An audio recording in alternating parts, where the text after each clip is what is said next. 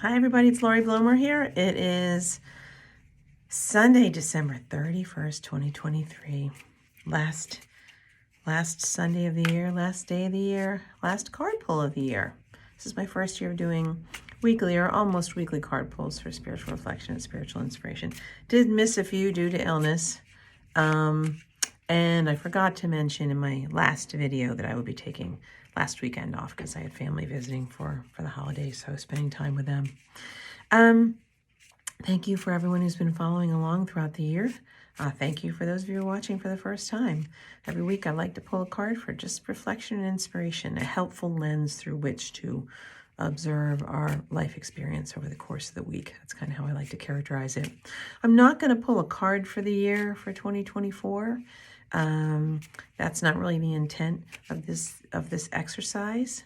If you'd like to do a private reading with me, we can do a look forward into the future. This is more, again, a helpful lens, reflection, inspiration. So for this week, this first week of January, first week of the year 2024, I'm going to suggest we utilize the energy of a new year, and also because in 2024, in numerology, the universal year, meaning universal energy that applies to everyone, is 8. 8 is about success, power, leadership, manifestation. That's the big power of the energy of 8.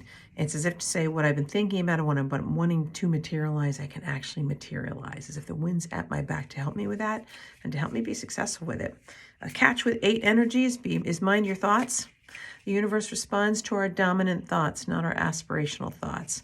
It responds to what we really believe is true and what we believe is possible. So, which means sometimes it holds a mirror up of negativity, if you will. And it's saying, that's because that's what you believe to be true. That's what you're likely to manifest.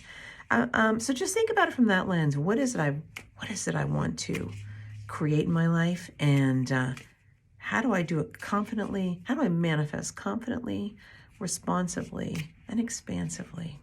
So that's going to be my focus for reflection and inspiration today. Now, the deck I'm using is the Sacred Creators Oracle by Chris Ann. I think I've used this one in the past. It's been a little while. But there's not a lot to them in terms of, you'll notice the image. I'm just going to pull the one off the top here. The message is unstick the stuck. And for those of you this resonates with, go for it. You can see it's relatively simple imagery. And also you can use these cards for reversals, upside down cards as well, because it looks the same upside down and right side up. Relatively simple. So again, just for a perspective, I'm going to draw from this deck. And I'm focusing on my intent here, which is a good, inspiring start to a year of good manifestation. All right, pulling a couple from the center because that's what I do.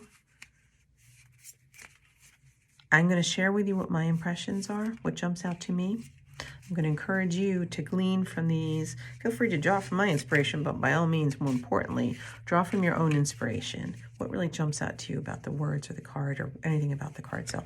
So I'm going to pull one now, whatever one my thumb lands on. It's this one. And the card is Balance. I think it's a beautiful way to start the year. I really do. First of all, I love the simple imagery. These things in balance. I'm also called to the bottom, the number 14. Number 14 may mean something for you personally. I'll tell you what it makes me think of. Numerology, again, I think of 1, which is the individual principle. The 4 and 14, which is about structure and process. That's very much about balance, too, as I think about it now. If we put those two together, 1 and 4, we get 5. 5's about adventure. It's about change. And I kind of look at it as, let me characterize it this way. For me, if I put the 1, the floor together and have a 5, it's also, I believe it's a karmic debt number too, if I think about it. At any rate, I want to move forward with my life in adventurous ways, in ways that help me grow and expand, but I do want to do that with balance. So what's called for me is, again, 1 as individuality, self-assertion, doing what I need to do, self-advocating. 4 is the number of structure and balance and process, meaning rules, other things I need to do in order to have a successful foundation upon which to build something. And for me, that really is balance. So the idea of saying I want to move forward, but I also want to do it in a way that's self-honoring, and I want to do what I need to do in order to maintain balance in my life for my own well-being, mentally, emotionally, spiritually, physically. And honestly, this isn't a bad message for the entire year. Everything in balance, and whatever balance needs for me personally and for you personally.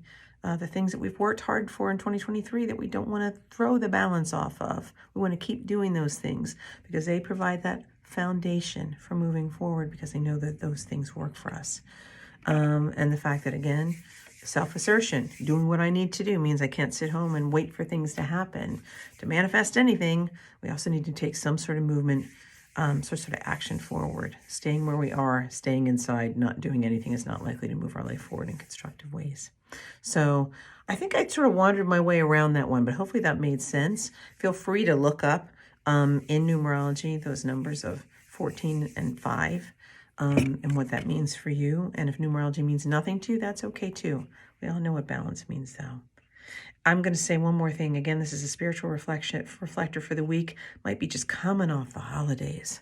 I don't know about you, but December was bananas for me. It's really good in a lot of ways, but really busy, and I ended up getting this big old cold, two colds at the end of the year.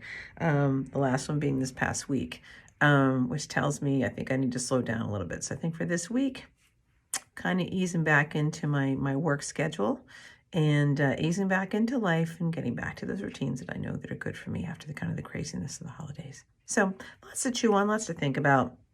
I think you'll glean plenty without hearing a word that I have to say here. Balance. That's always good. Hope you have a wonderful week. Love to work with you. Would love to hear from you. My email address is laurieblomerpsychic@gmail.com. My website's laurieblomer.com. Hope you have an inspired week, and I look forward to seeing you next weekend. Thanks. Bye-bye.